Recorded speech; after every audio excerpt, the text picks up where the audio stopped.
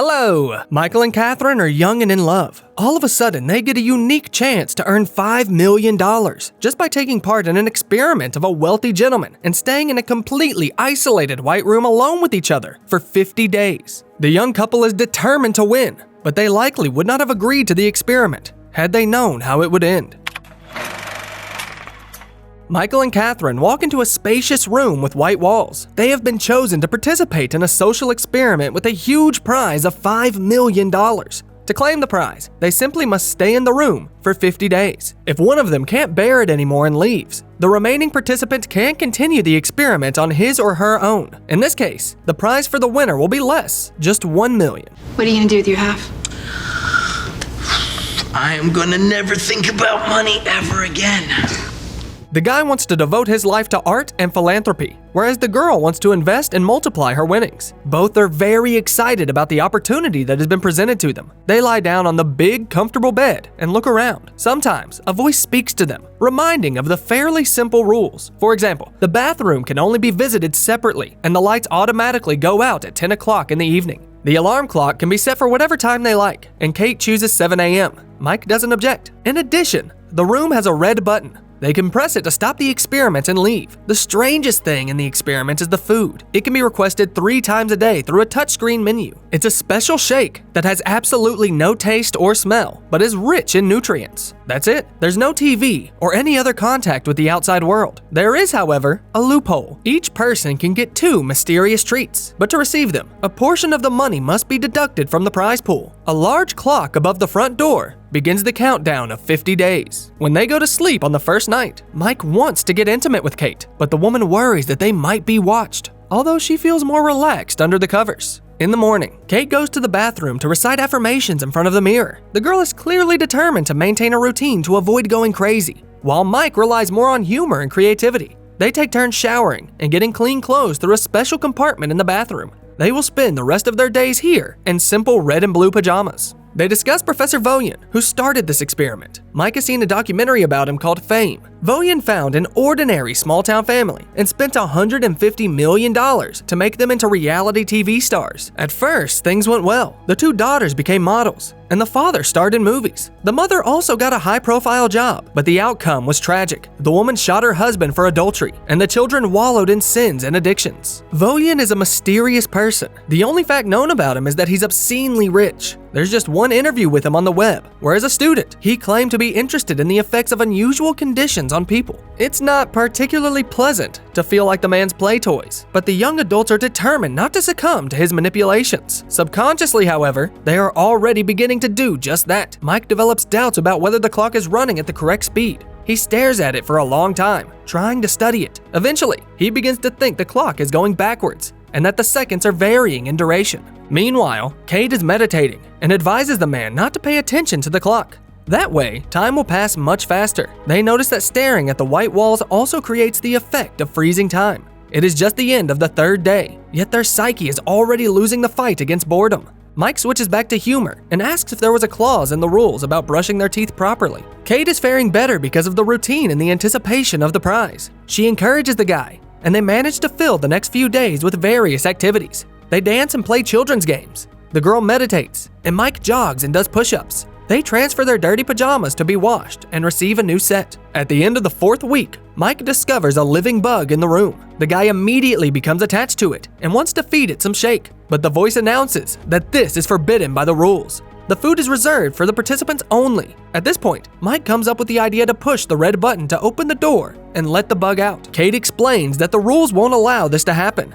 and the guy will lose in the experiment. They are monitored by automated systems, and Mike will not be able to explain his plan to them. But the man becomes increasingly irritated as he wants to save the living creature. He accuses Kate of lacking compassion.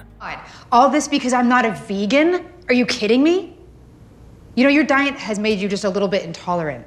Mike has stopped eating slaughtered animals, but Kate says it's unnatural. For example, the guy gets ill more often. In addition, she believes that Mike has become vegan only to piss off his wealthy father, who provided him with everything he needed when he was a kid. Kate was much less fortunate and faced poverty. Unlike the spoiled artist, she tries to walk away and accidentally steps right on the bug. Catherine apologizes, but Mike doesn't really believe that this wasn't intentional. He is hurt and spends the rest of the day sitting in a corner. Eventually, he gets the idea to ask for one of the treats that the organizers provide. He tells Kate about it, but she's not thrilled about wasting $100,000 of the prize money. This is the amount that will be deducted from the winnings for the first treat. But Mike has already made up his mind and receives a single green crayon as a result. Now he can add variety to the perfectly white interior of the room. Trees, birds, grass, and many other drawings begin to appear on the walls. Kate watches from the sidelines and asks for a portrait of her. She wants it to look realistic, but Mike begins to draw it in a different style. He assures her that drawing what one already sees every day in the mirror is boring. Kate again teases the man that he simply can't draw in the traditional style, gets annoyed, and walks away. Mike finishes the drawing anyway and keeps on creating until he runs out of crayon. Kate gets annoyed at the stains and smears that the guy leaves in the bathroom. However, she quickly realizes that returning white surfaces to their original appearance would be absurd.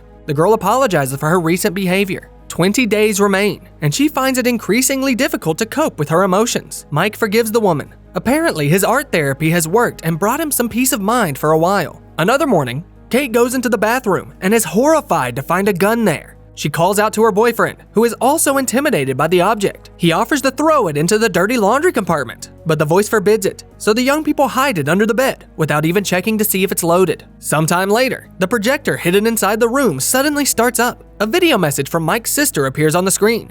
She immediately begins to make fun of her brother. You don't go batshit crazy. I mean, is this like a detox from Kate? It is clear from her words that she doesn't like Mike's girlfriend and is under the impression that he already broke up with her.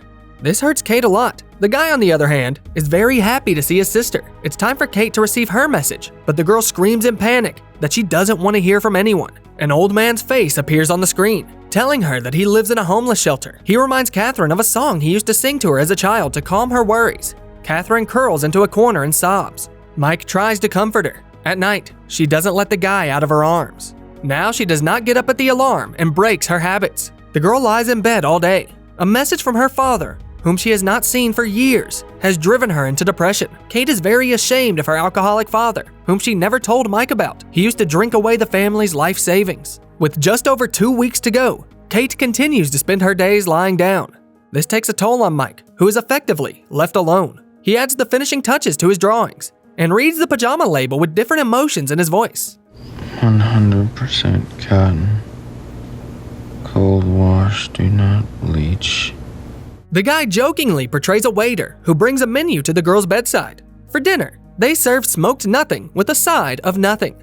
This does not amuse the girl, and then the guy lies down next to her. Kate doesn't react. For a change, Mike moves to the floor. There are 18 more days ahead, and the guy tries to convince Kate to buy a treat. The girl refuses. She will only sleep, meditate, and bathe, no longer being able to chat with his partner. Mike becomes desperate and says he won't be able to stand it anymore soon. Catherine advises Mike to take his own advice and get his second treat. Despite the price of $250,000, she retreats to the bathroom, where she unsuccessfully tries to cheer herself up with affirmations. Meanwhile, Mike pays for his treat, and to his surprise, a naked woman enters the room. Kate also meets Simone. The degree of awkwardness is off the charts, but the girl knows nothing about the experiment. She simply responded to an ad looking for an actress for an unusual gig. The contract specified a period of 30 days and complete absence of clothing. Kate asks Mike to give the girl his t-shirt so Simone can at least cover up a little. The last treat was a freaking crayon, okay? She just walked out. Well, she's here. The guest notices Mike's art and praises it. She is even familiar with the style, African Cubism. All this really annoys Catherine, who doesn't trust the actress's words. Mike is confused about his feelings. Then the lights go out, and the guy volunteers to sleep on the floor. But Kate convinces everyone to sleep in the bed. She lies down in the middle and can't fall asleep for a long time. In the morning, Simone disappears, and Kate sighs with relief. But it turns out that the actress had simply gone to the bathroom, and Catherine again feels irritated. Seeing Simone and Mike chatting amiably, Kate finally buys her treat as well. She receives a box with 3 pills that are designed to quickly boost her mood. She takes one and shares another with Simone. Mike hesitates. It looks like he's had some difficult periods in the past, and this would be more of a risk for him than for the others. In the end, he gives in to the temptation as well. The trio begins dancing and kissing each other in ecstasy. But soon, Mike becomes overwhelmed with feelings of fear and anxiety. He feels as if he's falling underwater and drowning. He sees a little boy who also jumps into the pool after him.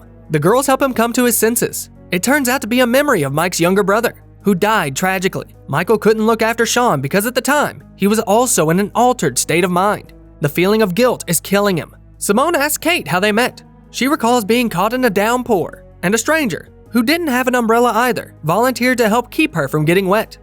Sure enough, there he was, catching all the raindrops. Mike wakes up in the middle of the night, and Simone calls him to sit down beside her. She tells him that she too has lost a relative. When she was 12, she and her mother had an argument. The woman left home and was hit by a car. 20 years have passed, but the grief still doesn't go away. Mike replies that love is the only cure for grief and the only thing in life worth fighting for.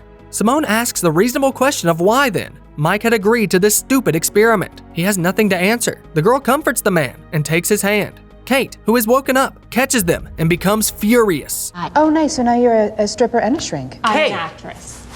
Actress, stripper. Not much of a difference. Simone retorts that Kate only sees what she wants to see because she's too insecure. The atmosphere gets heated and insults come into play. Michael demands them to stop and walks away. Kate tries to apologize, admitting that she had misunderstood the situation.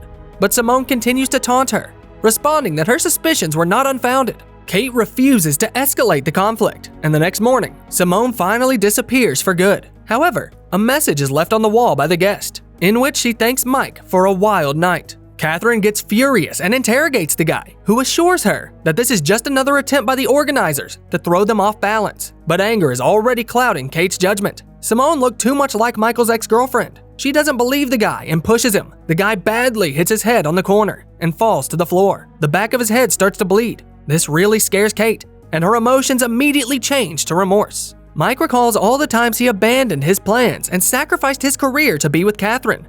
He was always faithful to her, but all he got in return was more outbursts of jealousy. Kate keeps apologizing. Mike begins to feel worse and realizes that he must see a doctor. In order to do so, he would have to leave the room. But Kate stubbornly dissuades him from doing so and takes it upon herself to administer first aid. Mike realizes that the girl has gone too far with the experiment and would not interrupt it even if he passed out. Look what this place has done to us.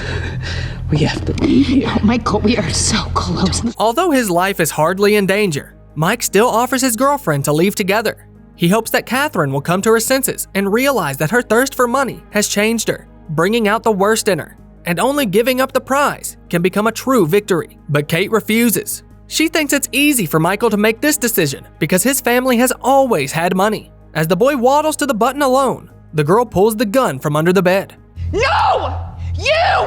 You're the one doing this! She demands that he stay, but this only convinces Michael that he is making the right choice. If he doesn't stop now, the room will break them completely. Despite a warning shot into the air, Mike opens the door and walks out. Kate lowers the gun and falls to the floor, crying. Only a few days remain, but the girl's condition is deplorable. She doesn't know what to do with herself and suffers one nervous breakdown after another. Kate reaches for the button. Many months later, Michael goes out for a run and notices Catherine, who is visiting her father at the homeless shelter. The young people haven't seen each other since the guy left the room. They hold no grudges against each other and apologize for the past. Mike asks if Kate got the prize. She evades the question and changes the subject. The couple moves away and a sign on the shelter comes into view.